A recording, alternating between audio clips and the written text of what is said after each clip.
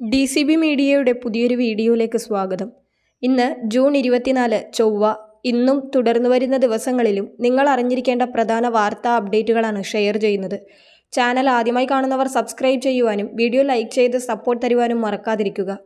ആദ്യത്തെ അറിയിപ്പ്, വിവിധ ഗതാഗത നിയമ ലംഘനങ്ങൾക്ക് പോലീസും മോട്ടോർ വാഹന വകുപ്പും ഇ-ചലാൻ മുഖേന നൽകിയ നോട്ടീസുകളിൽ പിഴയൊടുക്കുവാൻ അവസരമൊരുക്കി മെഗാ അദാലത്ത്. പിഴയടച്ച് തുടർ നടപടികളിൽ നിന്ന് ഒഴിവാകുവാൻ സിറ്റി പോലീസും മോട്ടോർ വാഹന വകുപ്പും ചേർന്നാണ് അദാലത്ത് നടത്തുന്നത്. ഇന്നും നാളെയും രാവിലെ 10 മുതൽ 4 വരെ ഹൈക്കോടതിക്ക് പിൻവശത്തുള്ള ട്രാഫിക് എൻഫോഴ്സ്മെന്റ് വെസ്റ്റ് യൂണിറ്റിലെ പ്രത്യേക കൗണ്ടറുകളിൽ പിഴയടക്കാൻ സാധിക്കും.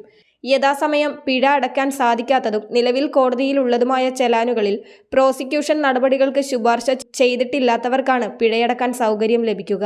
അടുത്ത അറിയിപ്പ്, കർഷക രജിസ്ട്രേഷൻ ഫാർമർ ലോഗിൻ വഴി സ്വന്തമായോ അക്ഷയ സെന്ററുകൾ, കോമൺ സർവീസ് സെന്ററുകൾ എന്നിവ വഴിയോ ചെയ്യുന്നതിന് വെബ്സൈറ്റ് ഓപ്പൺ ആയിരിക്കുകയാണ്. മുൻപ് കൃഷിഭവൻ മാത്രമായിരുന്നു ഇത്തരത്തിൽ രജിസ്ട്രേഷൻ പൂർത്തിയാക്കാൻ സാധിച്ചിരുന്നത്. OTP കിട്ടാൻ ഏറെ പ്രയാസം വരുന്നത് കാരണം കൃഷിഭവനുകളിൽ വൻ കാത്തുനിൽപ്പായിരുന്നു. സ്വന്തമായി രജിസ്റ്റർ ചെയ്യാൻ സാധിക്കുന്നത് കൃഷിക്കാർക്ക് ഏറെ ആശ്വാസമാണ്.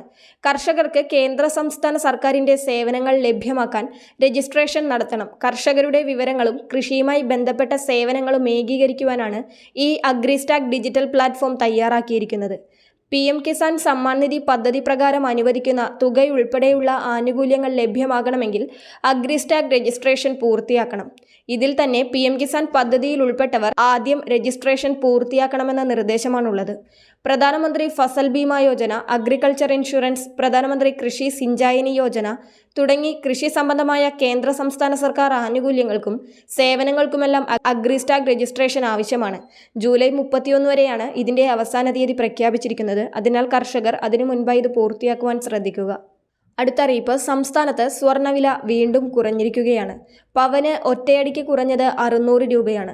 73,240 രൂപയാണ് ഒരു പവൻ സ്വർണത്തിൻ്റെ വില.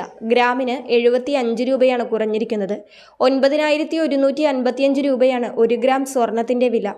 ഒന്നിടവിട്ട ദിവസങ്ങളിൽ കൂടിയും കുറഞ്ഞും നിൽക്കുന്ന സ്വർണ്ണവില ഇന്നലെ മുതലാണ് വീണ്ടും കുറയാൻ തുടങ്ങിയത്. ഇറാൻ ഇസ്രയേൽ സംഘർഷത്തിൽ അയവ് വരുമെന്ന പ്രതീക്ഷ അടക്കമുള്ള വിഷയങ്ങളാണ് സ്വർണ്ണവിലയെ സ്വാധീനിക്കുന്നത്. അടുത്ത അറിയിപ്പ്, സംസ്ഥാനത്തെ ജൂൺ മാസത്തെ ക്ഷേമ പെൻഷൻ വിതരണം പുരോഗമിക്കുകയാണ്.